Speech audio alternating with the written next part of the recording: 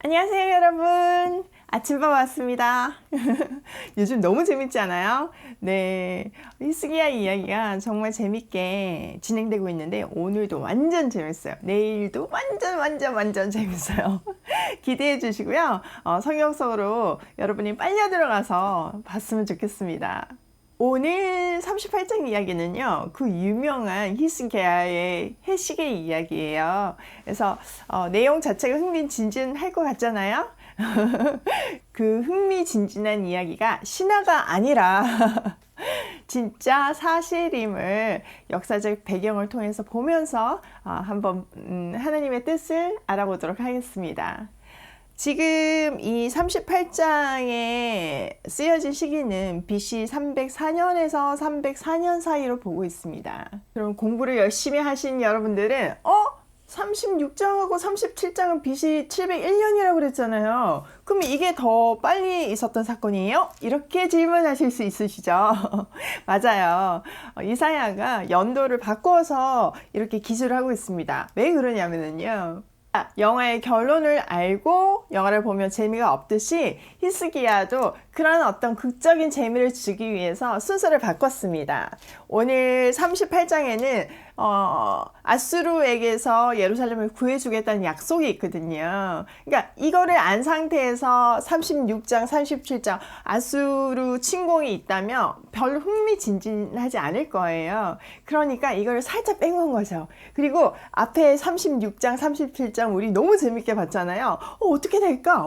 이러면서 봤잖아요. 예, 그런 극적인 재미를 주기 위해서 이사야가 이렇게 순서를 바꿨습니다. 근데 이런 서술 기법은 여러 군데 있어요. 그러니까 특이한 일은 아니라는 사실을 우리가 알아야 되고, 또 두 번째는 우리가 37장에서 뭘로 끝났습니까? 네, 하나님의 말씀대로 소문을 듣고 사내립이 다시 자기 나라로 돌아갔는데, 자기 신전에서 자기의 어떤 안위를 보전해 줄 것 같다는 그 신전에서 예배를 드릴 때 자기 아들에 의해서 죽음을 당하잖아요. 그런 죽음과 또 오늘 히스기야는 죽을 병에 걸렸는데 기도함으로 살아났거든요. 이 두 죽음을 비교하면서 우리에게 선택하게 하는 건 거예요. 가르쳐주는 그런 교훈이 있기 때문에 이렇게 뒤집어 놓은 걸로 우리가 추정할 수 있습니다.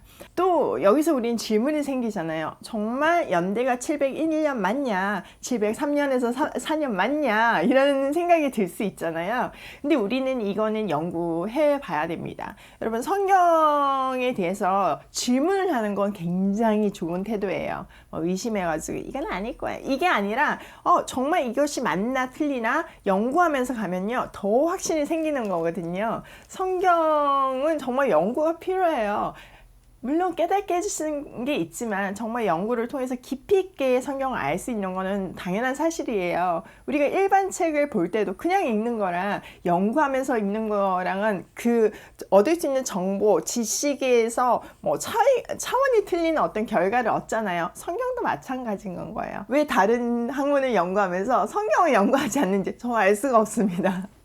자, 그래서 그 근거를 조금 찾아보자면 701년 앞에 이제 그 사내립이 예루살렘을 침공했던 그 상황이잖아요. 그건 여러 역사적 문헌과 고대 근동의 자료에서 기록되어 있는 게 너무 많아요. 그래서 의심의 여지가 없어요. 그냥 701년 맞아요. 그리고 지금 히스기야 지금 발병난 거, 병난 거, 이걸 우리가 703년에서 4년으로 보고 있는데, 그 근거가 39장에 다음 장에 나올 바벨론 왕 무로닥 발라단의 어떤 통치 시기하고 연관이 있습니다. 그 당시 바벨론은요 아수르의 속국이었어요. 무로닥 발라단이 여러 번 반란을 일으키면서 두 번이나 아수르 왕 사네립에 의해서 폐위가 됩니다. 그러니까 통치권을 잃게 되는 건 거죠. 그리고 마지막 그가 통치했던 시기가 BC 703년이었어요. 그리고 나서 다시 왕위를 찬탈하지 못했거든요. 그냥 그걸로 끝났거든요. 그러니까 지금 39장에 히스기야가 병이 낫고 나서 지금 사절단을 보내잖아요. 무로닥 발라단이. 그러니까 적어도 BC 3년에는 이 이전에는 지금 38장 일이 있어야 되는 건 거죠. 그래서 우리가 여러 가지를 추정해서 BC 3년에서 BC 4년 사이에 있었던 일이다, 이렇게 보는 겁니다. 이해되시죠? 그럼 배경 속에서 성경 안으로 들어가 볼게요. 1절, 그때 히스기야가 병들어 죽게 되니 아모스의 아들 선지자 이사야가 나아가 그에게 이르되 여호와께서 이같이 말씀하시기를 너는 내 집에 유언하라. 내가 죽고 살지 못하리라 하셨나이다 하니. 네, 히스기야가 병이 들었는데 이사야가 찾아와서 하나님께서 너는 지금 이제 죽을 거다. 더 이상 못 살 거다. 그러니까 유언하고 죽음을 준비해라. 이렇게 얘기하셨습니다. 자, 2절에 보니까요. 히스기야가 얼굴을 벽으로 향하고 여호와께 기도하여 3절 이르되 여호와여 구하오니 내가 주 앞에서 진실과 전심으로 행하여 주의 목전에서 선하게 행한 것을 기억하옵소서 하고 히스기야가 심히 통곡하니 이렇게 얘기했어요. 자, 죽는다고 하니까 히스기야는 죽기 싫었던 것 같아요. 그래서 아파서 병들어서 누웠잖아요. 일어나지도 못하고 몸을 돌려가지고 벽을 향해서 하나님께 기도합니다. 히스기야는 기도의 사람이었잖아요. 그리고 믿음의 사람이었잖아요. 뭐라고 하냐면은 제가 하나님 앞에서 진실과 전심으로, 이거는 굉장히 하나님 앞에서 순결한 삶을 살았다는 어떤 대표적인 단어예요. 그래서 그렇게 살았고 또 하나님 앞에서 선한 것을 많이 행했는데 그거를 기억하여 주시옵소서, 이렇게 얘기하는 거예요. 기억하여 주세요. 그 얘기는 다른 말로 하면 은혜를 베풀어 주세요. 하느님, 제가 죄 있는 거 알지만 그래도 제가 하나님 앞에서 바르게 살려고 노력했던 거 그거 가상하게 여겨서 마음을 돌이켜서 저를 살려주세요, 이렇게 얘기를 하는 건 거죠. 이때 히스기야의 나이가 39살이었어요. 그러니까 뭐 더 살고 싶은 욕망도 있었을 것 같고, 또 자기가 이렇게 하나님 나라를 위해서 일을 했는데 이렇게 빨리 죽는다는 게 이해가 안 됐을 수도 있고, 뭐 여러 가지 있겠죠. 어쨌든 그런 상황에서 심히 통곡하며 기도했을 때 하나님은 그의 기도를 들어주십니다. 4절 볼게요. 이에 여호와의 말씀이 이사야에게 임하여 이르시되 너는 가서 히스기야에게 이르기를 내 조상 다윗의 여호와께서 이같이 말씀하시기를 내가 내 기도를 들었고 내 눈물을 보았노라. 내가 내 수 안에 15년을 더하고 너와 이 성을 아수르의 왕의 손에서 건져내겠고 내가 또 이 성을 보호하리라. 이렇게 대답해 주십니다. 하나님께서 히스기야의 기도를 들었어요. 그래서 굉장히 중요한 포인트들이 여기 있는데 5절에 내가 기도를 들었고 눈물을 보았고 그래서 15년을 연장해 줄게, 이렇게 얘기하시는 거죠. 자, 하나님의 계획대로 역사는 진행이 되고 우리의 인생도 이미 정해져 있습니다. 그러면 살짝 그런 뭐 이미 정해져 있는데 내가 뭐 열심히 살들 안 사는데 그게 뭐 나는 꼭두각시 아니야? 이런 생각이 들 수도 있잖아요, 여러분한테. 내가 열심히 살아도 결과는 정해져 있으니까 노력해야 되는 동기가 사라질 수도 있잖아요. 그런데 이 구절을 근거로 해서 우리가 하나님께 간구할 때 하나님의 마음을 움직이신다는 것을 볼 수 있습니다. 하나님은 이사야의 인생이 끝난다고 정하셨지만 그거를 연기해 주시는 건 거예요. 자, 이사야는 분명히 죽을 거예요. 그 하나님의 계획은 변함이 없어요. 그런데 마음을 움직이셔서 변동을 시켜준 거죠. 15년을 더 주신 건 거죠. 이게 은혜인 건 거예요. 그러니까 우리가 하나님의 마음을 움직일 수 있다는 게 너무 놀랍잖아요. 근데 그 방법이 유일하게 기도라는 건 거예요. 기도는 정말 그 중요성을 뭐 아무리 강조해도 부족하지 않습니다. 진짜 그 기도가 하나님의 마음을 변화시켜가지고 그는 15년을 더 살았고, 또 하나가 보너스가 더해졌어요. 히스기야가 살려면 예루살렘도 보존이 돼야 되는 거잖아요. 그러니까 예루살렘도 아수르의 손에서 보호해주겠다, 이 얘기를 구하지도 않았는데 합쳐서 주셨어요. 그게 6절에 있잖아요. 그러니까 이 이야기의 성취로 우리가 앞에서 어저께 그저께 공부했던 그 내용, 그게 일어났는데도 불구하고 보존이 된 거예요.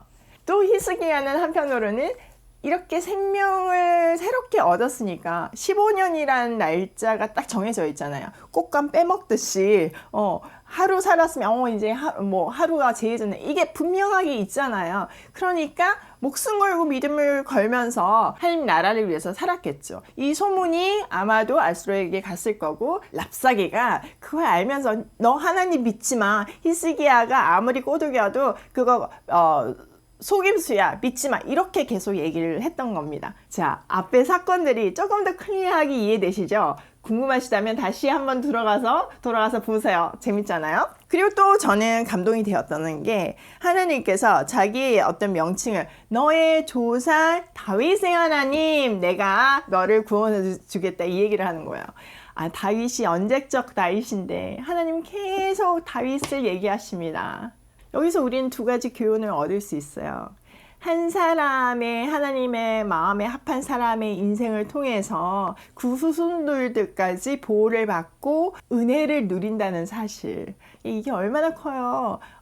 실수할 수 있잖아요. 근데 엑스트라 스페어 타이어처럼 나의 조상들의 믿음의 행위가 내 삶을 보장해 준다는 것 자체가 너무 감동스러운 거예요.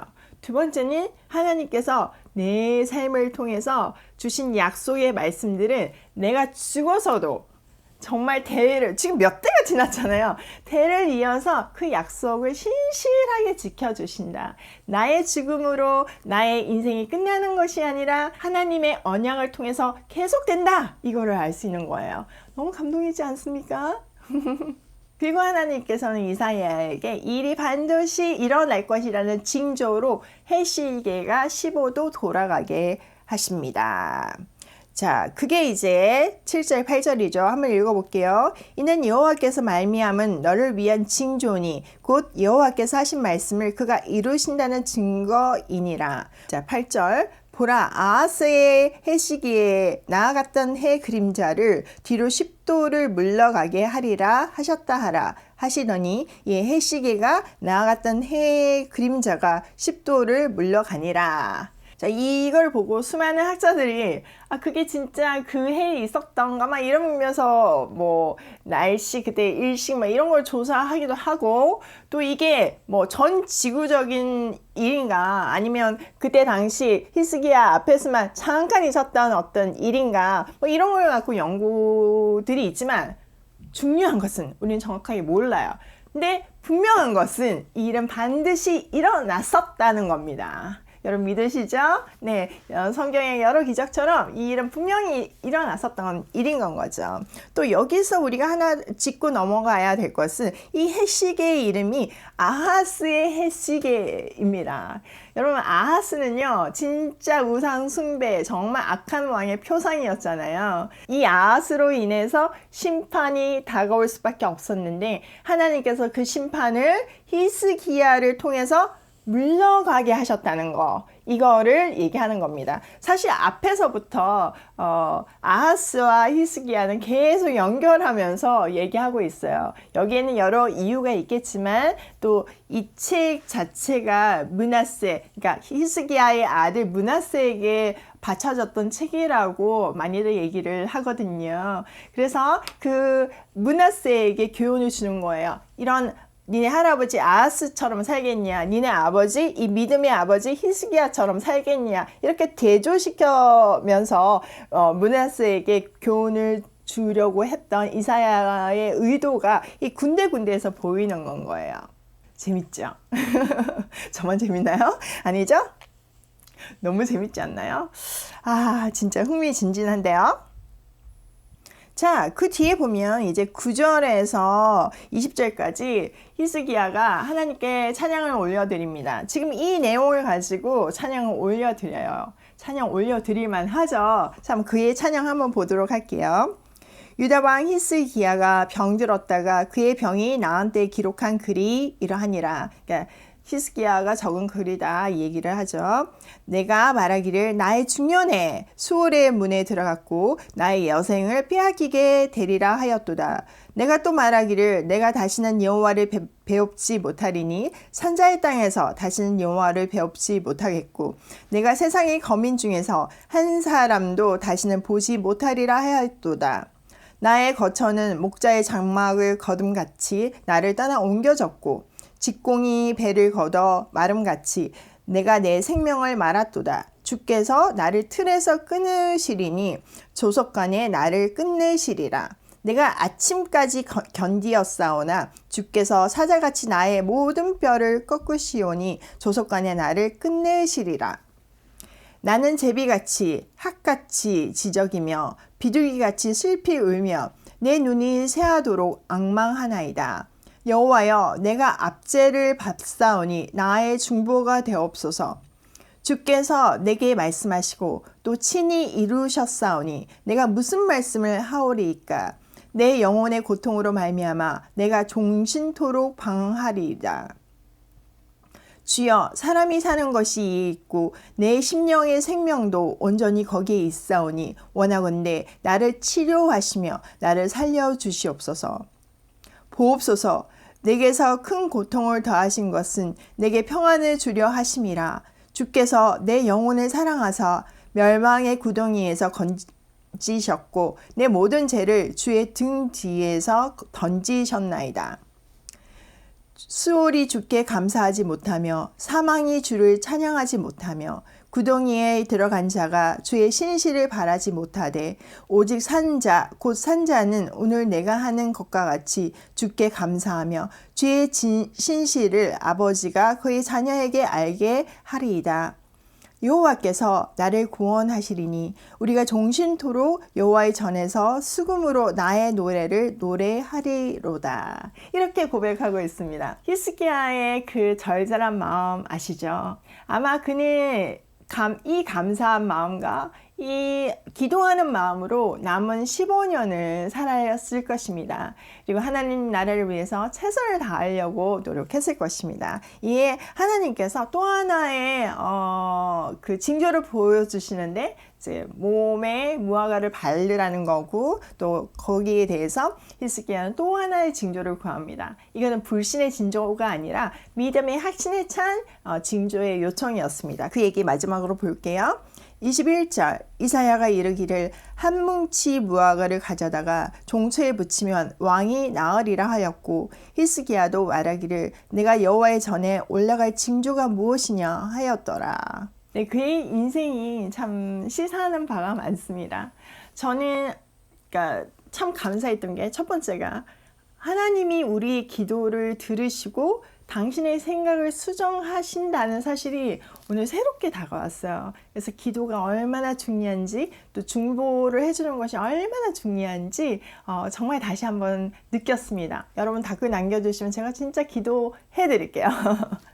이거 또 하나는 히스기야의 나이가 이때 약 39세로 우리가 추정을 한다고 했잖아요. 그런데 그때는 므낫세가 태어나기 전이었어요. 그러니까 앞으로 주어진 15년 동안 그 사이에 므낫세가 태어났습니다.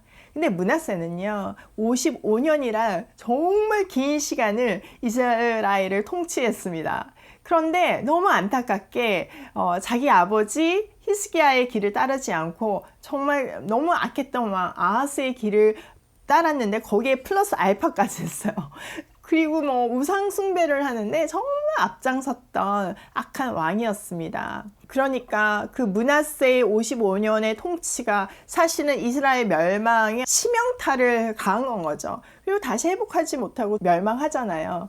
그렇게 본다면 히스기야에 의해서 심판이 늦춰진 건 사실이지만 또 므낫세에 의해서 다가온 것 같은 것 같죠. 그러니까 하나님의 계획대로 만약에 히스기야가 그때 죽었다면 므낫세가 태어나지 않았을 거잖아요. 그러면 어떻게 보면 그렇게 심판의 가도가 빨라지지 않았을 수도 있다는 생각인 건 거죠. 결론적으로 내가 원하는 바는 있지만 하나님의 계획이 더 완벽하다는 사실을 저는 오늘 본문을 통해서 깨달았습니다. 고생하고 힘들고 싶은 사람은 한 사람도 없잖아요. 고통받고 싶은 사람 한 사람도 없잖아요.